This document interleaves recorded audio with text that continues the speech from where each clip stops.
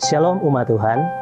Dalam firman Tuhan, Roma pasal ke-10 ayat ke-9 dan ke-10, firman Tuhan berkata, "Sebab jika kamu mengaku dengan mulutmu bahwa Yesus adalah Tuhan, dan percaya dalam hatimu bahwa Allah telah membangkitkan Dia dari antara orang mati, maka kamu akan diselamatkan. Karena dengan hati orang percaya dan dibenarkan, dan dengan mulut orang mengaku dan diselamatkan." Pada kesempatan kali ini kita akan belajar tentang iman yang sejati. Kata iman tidak asing bagi setiap kita. Bahkan kita sering disebut sebagai orang-orang beriman.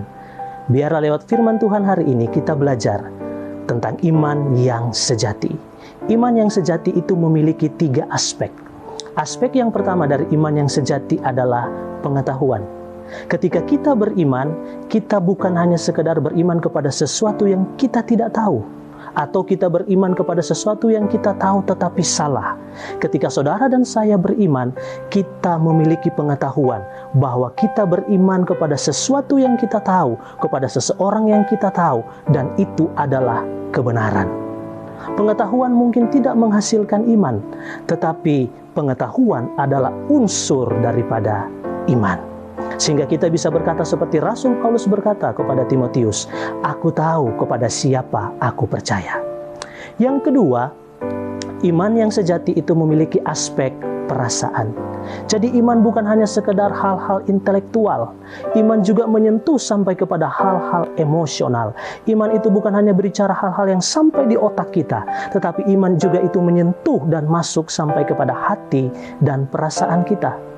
Ketika kita belum bertobat, kita membawa emosi-emosi kita kepada hal-hal yang salah. Tetapi ketika kita sudah bertobat dan diselamatkan, kita membawa emosi, perasaan, dan hati kita kepada hal-hal yang sesuai dengan kebenaran firman Tuhan. Yang ketiga, umat Tuhan yang diberkati, iman yang sejati memiliki aspek perbuatan. Jadi, iman bukan hanya sekedar pengetahuan, iman bukan hanya sekedar perasaan, tetapi iman juga berbicara tentang perbuatan. Yakobus berkata bahwa iman tanpa perbuatan itu mati. Sebab itu ketika kita beriman, kita membuktikannya dengan perbuatan-perbuatan kita.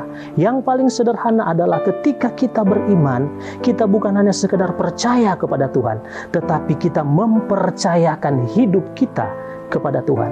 Ketika kita berhasil, kita mempercayakan hidup kita kepada Tuhan, supaya kita tidak menjadi sombong dan lupa diri. Ketika kita dalam kesulitan dan pergumulan atau kegagalan, kita tetap mempercayakan hidup kita kepada Tuhan, sehingga kita tidak putus asa dan menyerah. Mari bersama-sama kita terus bertumbuh di dalam iman, sehingga kita bisa menikmati kebaikan-kebaikan Tuhan dalam hidup kita. Tuhan memberkati.